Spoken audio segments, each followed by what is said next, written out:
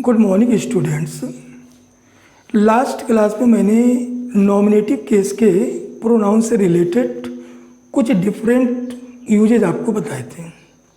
आज की क्लास में आप इसी पर्सनल प्रोनाउन का एक पर्सन जिसका एक केस ऑब्जेक्टिव केस, इसके यूज के बारे में कुछ स्पेशल यूजेज देखेंगे। इन स्पेशल यूजेज में इस ऑब्जेक्टिव केस के प्रोनाउन को किसी भी सेंटेंस के फॉर्मेशन में किन किन तरीक़ों से इसका यूज किया जाता है वो आप इस टॉपिक्स में देखेंगे। इसमें देखिए, जो पर्सनल प्रोनाउन का ऑब्जेक्टिव केस रहता है, ये ऑब्जेक्टिव केस किसी भी सेंटेंस में सब्जेक्ट के वर्ब का ऑब्जेक्ट बनकर यूज किया जाता है। इसी प्रकार ये किसी भी सेंटेंस में प्रयुक्त प्रीपोजिशन के ऑब्जेक्ट का भी रोल करता है। तो फर्स्ट ऑफ ऑल, आप किसी भी सेंटेंस में इसके वर्ब से रिलेटेड ऑब्जेक्ट के रूप में किन किन तरीक़ों से इसका यूज करते हैं। तो फर्स्ट वन क्या है, किसी एक ऑब्जेक्ट का सेंटेंस में यूज करना। Like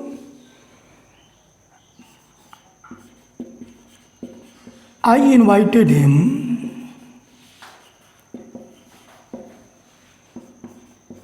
he called me।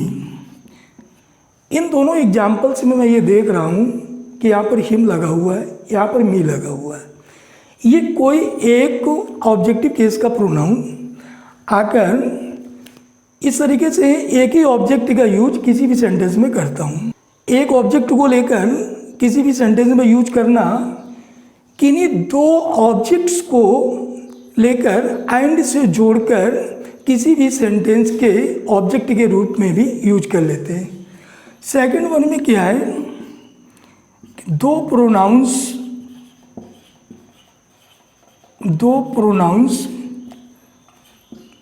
जो एंड से जुड़कर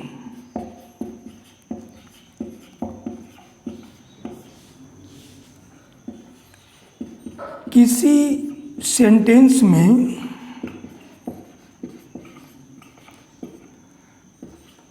ऑब्जेक्ट का रोल करते हैं।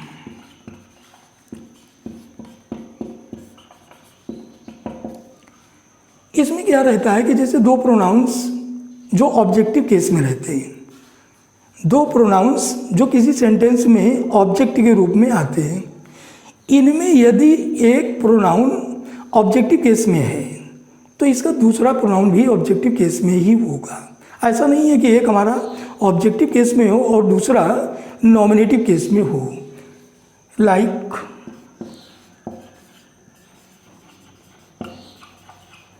My father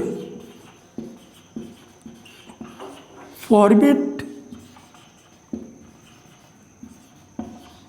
him and me to go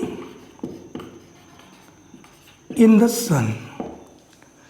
यहाँ पर मैं ये देख रहा हूँ कि ऑब्जेक्टिव केस के जो दो प्रोनाउंस रहते हैं, यदि इनमें एक ऑब्जेक्टिव केस में है, दूसरा भी ऑब्जेक्टिव केस में होगा और ये दोनों प्रोनाउन एंड से जुड़कर किसी सेंटेंस में वर्ब के ऑब्जेक्ट के रूप में यूज किए जाते हैं। The same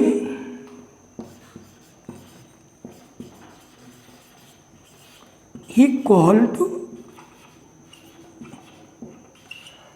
him and me to take dinner.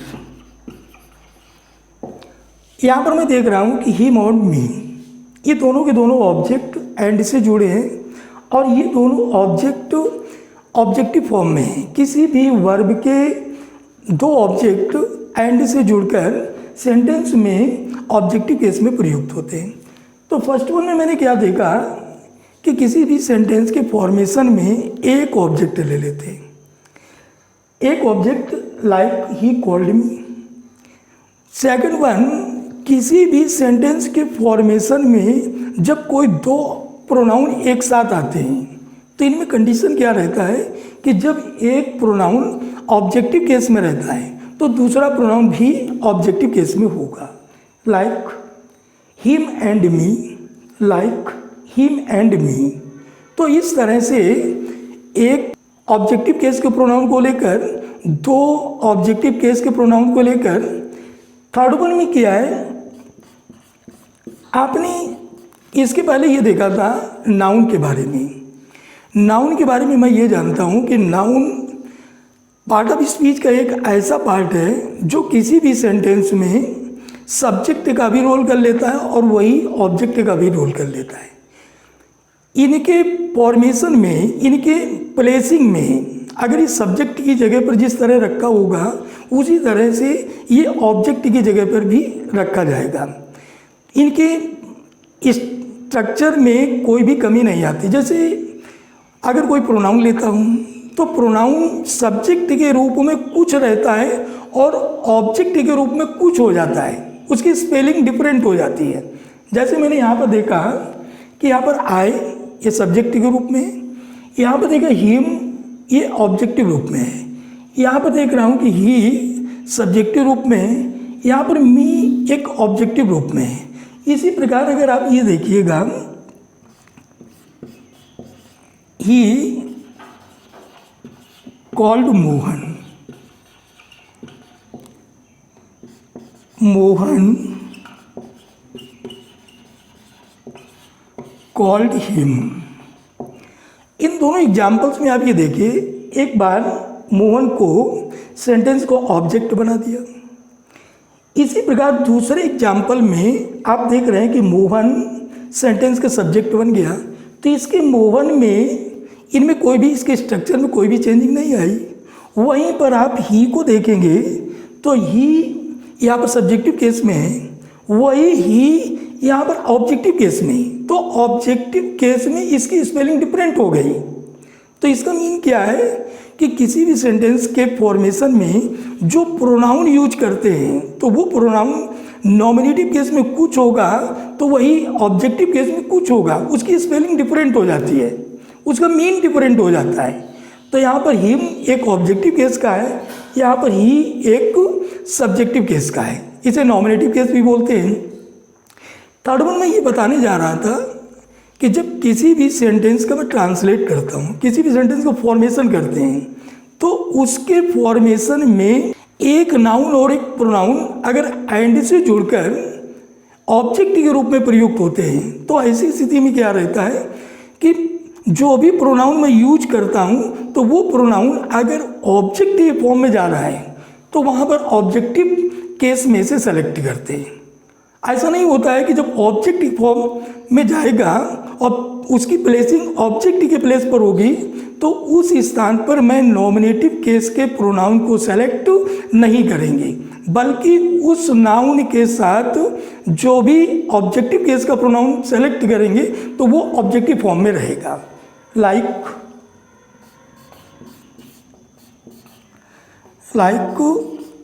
He invited Ram and me. यहाँ पर मैं ये देख रहा हूँ कि Ram is one kind noun whereas me is one kind pronoun. ये दोनों एंड से जुड़कर ऑब्जेक्ट की जगह प्लेस्ड है। इनमें राम तो उसी फॉर्म में बना रहेगा, उसके फॉर्म में कोई चेंजिंग नहीं आती है क्योंकि नाउन है।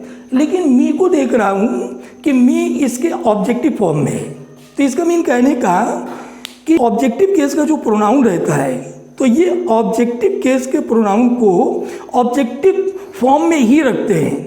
तो जब किसी भी सेंटेंस के फॉर्मेशन में एक नाउन और एक प्रोनाउन आता है तो प्रोनाउन ऑब्जेक्टिव केस में से सेलेक्ट करते हैं। तो इस तरीके से एक नाउन और एक प्रोनाउन लेकर के भी मैं किसी भी सेंटेंस में फॉर्म कर लेते हैं। अब सेकंड वन, इस तरीके से तो मैं वर्ब के ऑब्जेक्ट के रूप में प्रोनाउन को किस किस प्रकार लेकर के किसी भी सेंटेंस को फॉर्म करते हैं वो इस तरीके से कर लेते हैं। इसी ऑब्जेक्टिव केस के प्रोनाउन का यूज प्रीपोजिशन के ऑब्जेक्ट के रूप में भी करते हैं। आपने बिटवीन के बारे में सुना। Between is one kind preposition. Between के बाद में जो भी प्रोनाउन प्रयुक्त होगा वो भी ऑब्जेक्टिव केस में रहता है, या जितने भी प्रीपोजिशंस आपको मिलेंगे और उनके बाद जो भी प्रोनाउन प्रयुक्त करेंगे वो प्रोनाउन ऑब्जेक्टिव केस में रहता है। एक एग्जाम्पल देकर मैं आपको एक्सप्लेन कर रहे हैं। Like divide these mangoes.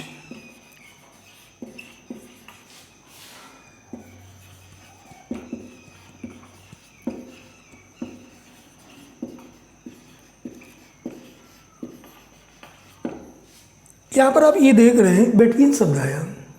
Between is one kind preposition. इसके बाद में यू एंड मी। यू के बारे में देखता हूँ कि यू एक नॉमिनेटिव केस में भी आता है, यू एक ऑब्जेक्टिव केस में भी आता है। मी एक ऑब्जेक्टिव केस का प्रोनाउन है। इन दोनों को एंड लगा के जोड़ देते हैं।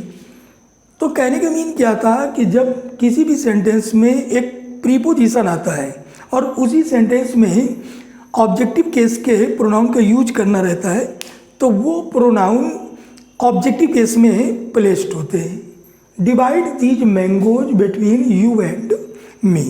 तो यहाँ पर ये दोनों की दोनों ऑब्जेक्टिव केस में। द सेम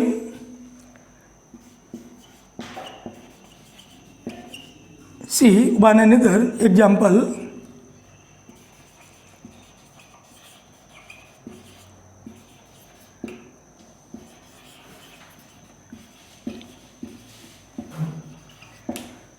इस एग्जाम्पल में भी देखिएगा ये एट वर्ड लगा है। एट एक प्रीपोजिशन है। प्रीपोजिशन के बाद में जो भी प्रोनाउन प्लेस करेंगे वो प्रोनाउन ऑब्जेक्टिव केस में रहते हैं। यू एंड मी, तो यू और मी ये दोनों ऑब्जेक्टिव केस के प्रोनाउन हैं।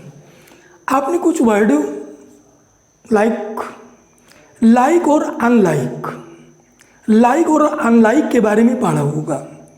लाइक और अनलाइक ये वर्ब की बातें भी यूज में आते हैं और ये प्रीपोजिशन की बात भी यूज आते हैं।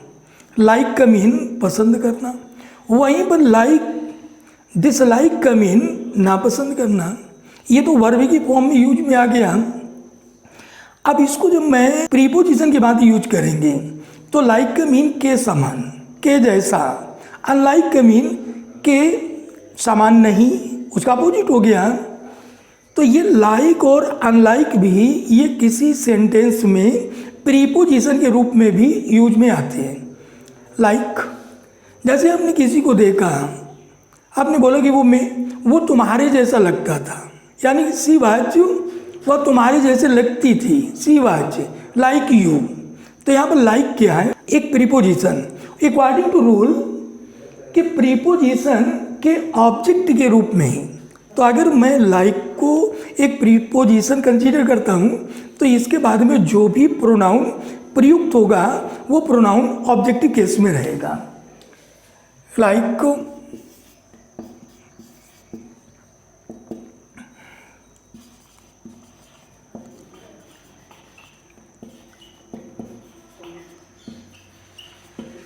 यहाँ पर मैं देखता हूँ कि सी वाज लाइक मी। यहाँ पर लाइक एक प्रीपोजिशन और प्रीपोजिशन के बाद में ये ऑब्जेक्ट। तो अकॉर्डिंग टू रूल प्रीपोजिशन के बाद में जो भी प्रोनाउन यूज करते हैं वो प्रोनाउन ऑब्जेक्टिव केस में रहता है। द सेम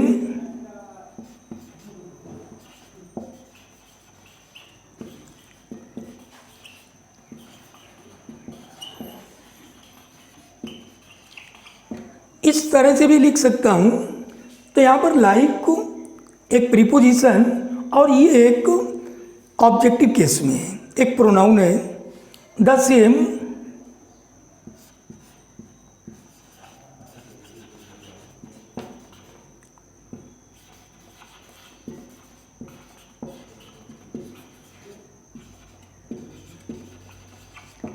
यहाँ पर अ बॉल एक प्रीपोजिशन के अ बॉल एक ऑब्जेक्टिव केस में। लाइक एक प्रीपोजिशन, इसके बाद में जो भी वर्ड आता है वो वर्ड ऑब्जेक्टिव केस में रहता है। तो यहाँ पर ये एक नाउन के रूप में, आप ऑल ये एक प्रोनाउन के रूप में। तो प्रोनाउन और नाउन के बारे में तो मैंने देखा था कि नाउन जो रहता है ये सेंटेंस में सब्जेक्ट के रूप में भी यूज कर लेते हैं, नाउन को सेंटेंस में ऑब्जेक्ट के रूप में भी यूज कर लेते हैं। तो यहाँ पर ये कहने का मीन ये था कि लाइक और अनलाइक ये दोनों प्रीपोजिशन के बाद भी यूज आते हैं, और इनके बाद में जो भी प्रोनाउन सेलेक्ट करते हैं वो प्रोनाउन ऑब्जेक्टिव केस में रहता है।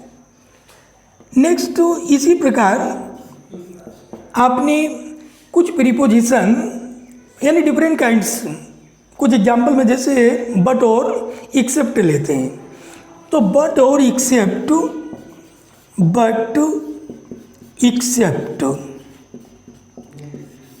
इन दोनों का अर्थ क्या रहता है? को छोड़कर। ये दोनों प्रीपोजिशन के बाद भी यूज में आते हैं। वहीं पर बट के बारे में देखूं तो बट का मीन लेकिन रहता है, फिर भी रहता है।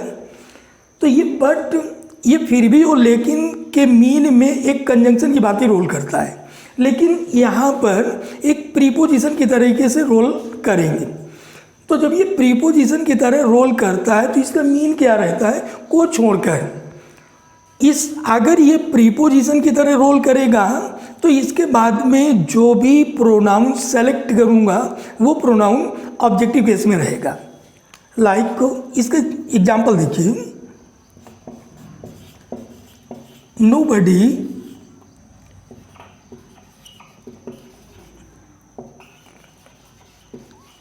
will help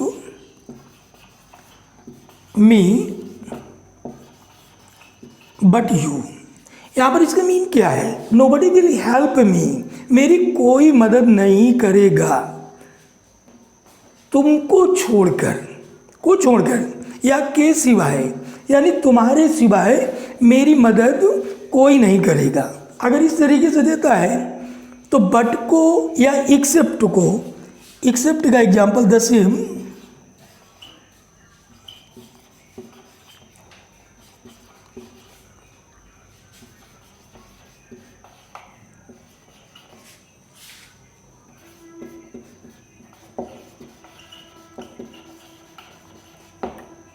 nobody can help me except you.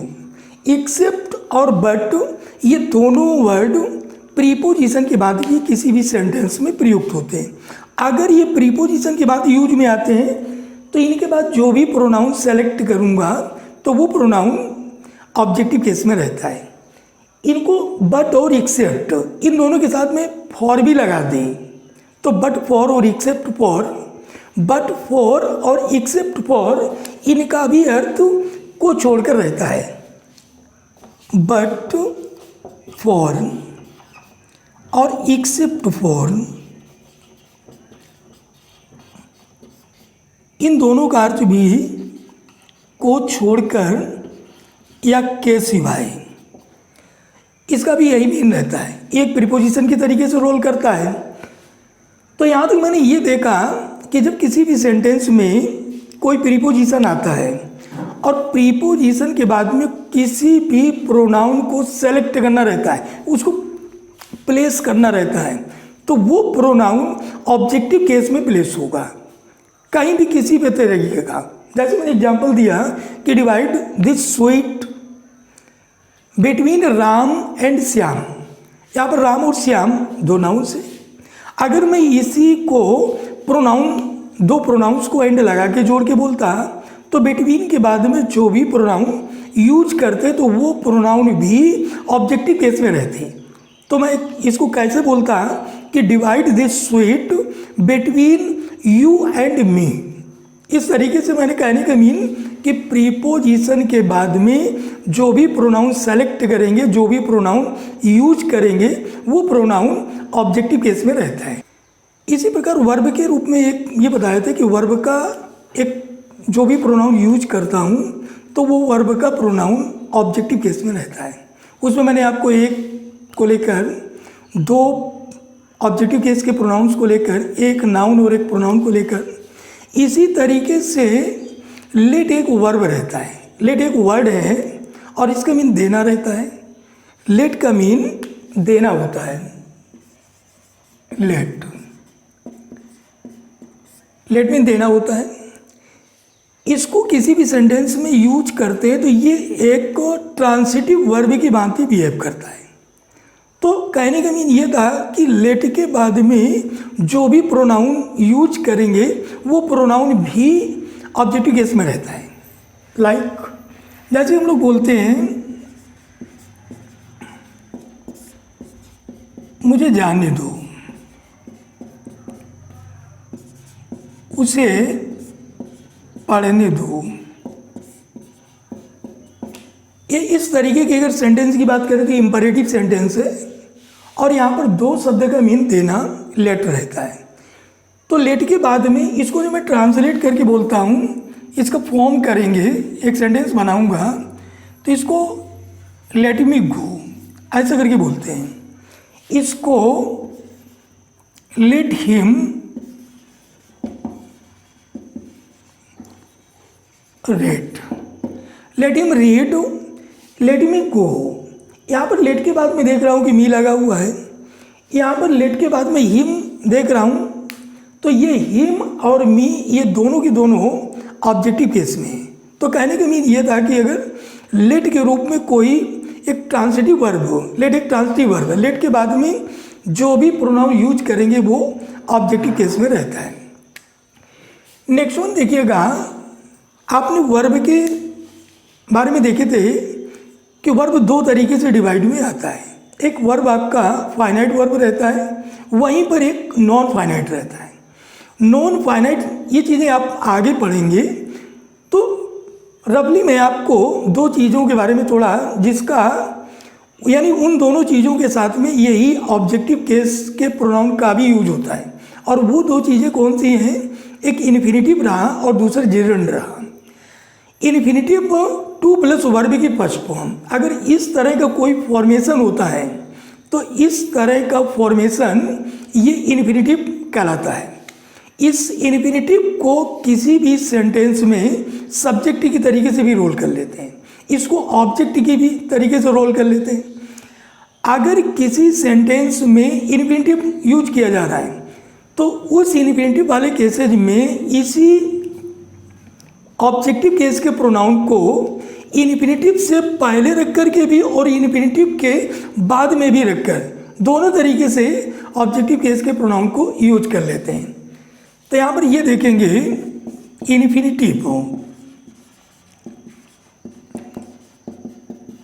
Infinitive का फॉर्म जो रहता है तो ये टू प्लस वर्ब की फर्स्ट फॉर्म।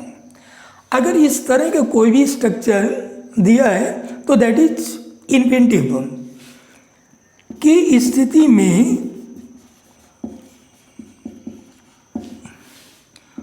ऑब्जेक्टिव केस के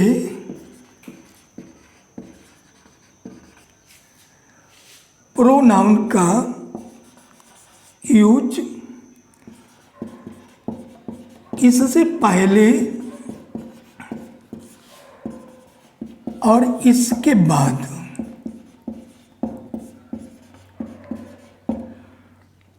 दोनों स्थितियों में कर लेते हैं।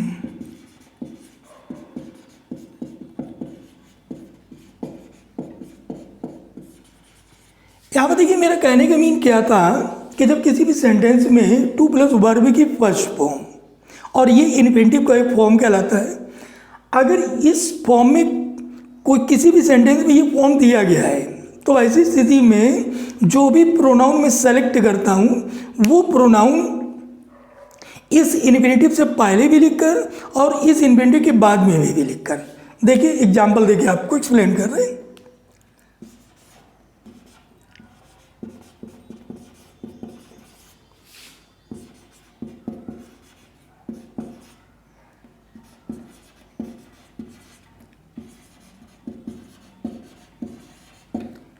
यहाँ पर मैंने एग्जाम्पल दिया, I invited him to take dinner. यहाँ पर हिम जो वो इन्फिनिटिव से देखिए पहले ही टू टेक, ये टू प्लस वर्ब की फर्स्ट फॉर्म, यही इन्फिनिटिव कहलाता है। और यहाँ पर हिम को देख रहा हूँ तो ये इन्फिनिटिव से पहले और ये ऑब्जेक्टिव केस के फॉर्म में प्लेस्ड है। तो एक तो यूज ये रहता है कि जो ऑब्जेक्टिव केस के प्रोनाउन को इन्फिनिटिव के साथ यूज करेंगे तो उससे पहले भी कर लेते हैं और उसके बाद में भी करते हैं। बाद में देखिए कैसे यूज करेंगे।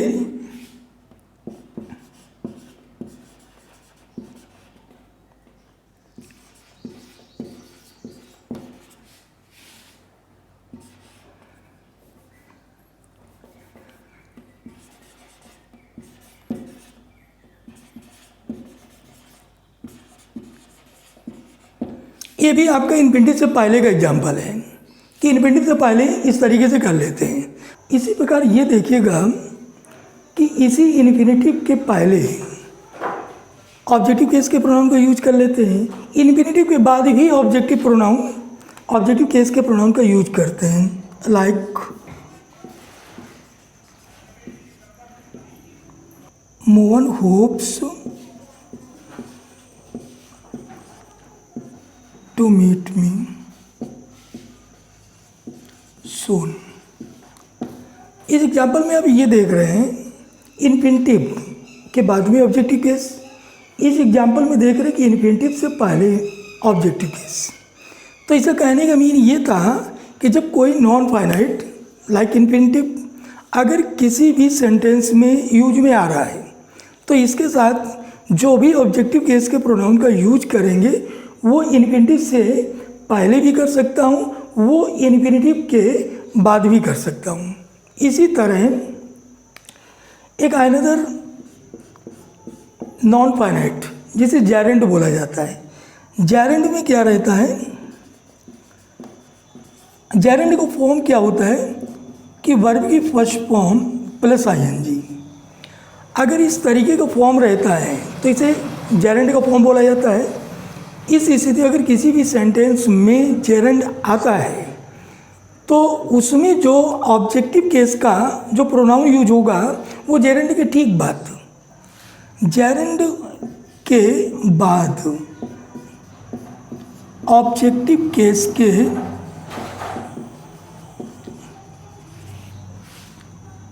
के प्रोनाउन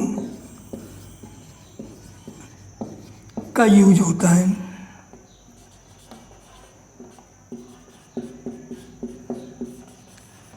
अगर किसी भी सेंटेंस में जेरेंड यूज में आता है तो इसके साथ जो ऑब्जेक्टिव केस के प्रोनाउन का यूज होगा वो इसके ठीक बाद में होता है। Like talking him was very delightful.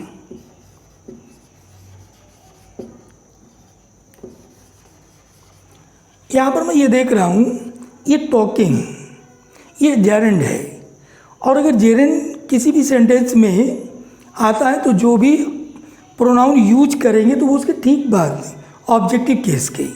Like talking him was very delightful.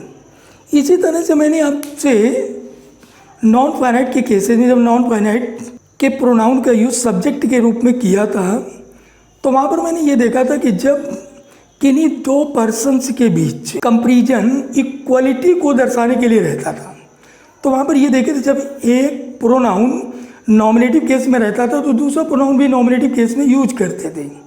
यहाँ पर क्या है कि जब कंपैरिजन किन्हीं दो पर्सन्स के बीच में होगा और उनमें एक अगर नॉमिनेटिव केस में है तो दूसरा उस इक्वलिटी को दर्शाने के लिए कंजंक्शन एज का यूज करते हैं। इसके बाद में जो भी प्रोनाउन यूज करेंगे तो वो प्रोनाउन ऑब्जेक्टिव केस में रहता है। लाइक जैसे मैं दो एग्जाम्पल देते हैं। I love him, I love you, दो यानी there are two different sentences. अब इसमें I love him, I love you, मैं उससे प्यार करता हूँ, मैं तुमसे प्यार करता हूँ। अगर मैं इन दोनों सेंटेंसेज को कंबाइन करूँ तो इसका मतलब क्या है कि मैं जितना उससे प्यार करता हूँ उतना ही मैं तुमसे प्यार करता हूँ। इसका मतलब है कि जो भी सेंटेंस यूज करके एक कंबाइंड सेंटेंस मिलेगा, तो वो कंबाइंड सेंटेंस इनके लिए जो कंपैरिजन इक्वली शो करेगा, वो इक्वली शो करने के लिए कंजंक्शन आईएनजी का यूज करते हैं। Like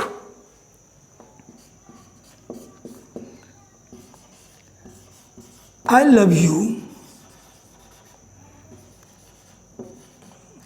as much as him. इसका मीन क्या है? आई लव यू, मैं तुमसे प्यार करता हूँ। एज मच एज, उतना अधिक जितना उससे है। इसका मतलब है कि जो मेरा प्यार करने का, जो पसंद करने का तरीका है, तो वो तरीका जितना उस तुमसे है उतना ही उससे है। तो इसका मीन कि जब हम इक्वली कंपैरिजन करते हैं तो उस कंडीशन में जो भी प्रोनाउन यूज करेंगे वो प्रोनाउन हमारा आईएनजी के बाद, इस कंजंक्शन आईएनजी के बाद ऑब्जेक्टिव केस के प्रोनाउन का यूज करेंगे। तो इस तरह से मैंने कुछ डिफरेंट यूजेज, जो आपने कुछ देखे भी होंगे, कुछ नहीं भी देखे होंगे, इसमें मैंने काफ़ी कुछ स्पेशल टाइप के एग्जाम्पल्स देकर मैंने इसका एक्सप्लेन किया कि ऑब्जेक्टिव केस के प्रोनाउन का किसी भी सेंटेंस के फॉर्मेशन में ये किन किन स्थितियों में यूज में आता है। अब इसका जो कॉन्फिडेंस मिलेगा, वो कॉन्फिडेंस आप जब इसका एक्सरसाइज करेंगे तो वो इस एक्सरसाइज को करने के बाद आप इसमें ढेर सारी जो एरर्स रहती है, जहाँ हमको कन्फ्यूजन रहता है, तो वो कन्फ्यूजन हमारा एक्सरसाइज के माध्यम से, जो हमारी कॉम्पिटिटिव एग्जामिनेशन में डिफरेंट काइंड के सेंटेंसेस दिए जाते हैं, और इस नॉमिनेटिव केस या ऑब्जेक्टिव केस के प्रोनाउन से रिलेटेड एरर्स रहती है, वो एरर्स का करेक्शन उस एक्सरसाइज में आप देखेंगे। तो ये हमारा जो एक्सरसाइज का प्रोग्राम होगा तो हमारे नेक्स्ट क्लास में होगा। तो नेक्स्ट क्लास में मैं आपसे इससे रिलेटेड एक्सरसाइज कराएंगे, जिसमें जो भी एरर्स आती हैं उन एरर्स का कि नॉमिनेटिव के किस तरीके से या हमारा ऑब्जेक्टिव के किस तरीके से किसी सेंटेंस में प्लेस करना चाहिए, वो हमारे नेक्स्ट क्लास में देखें। ओके।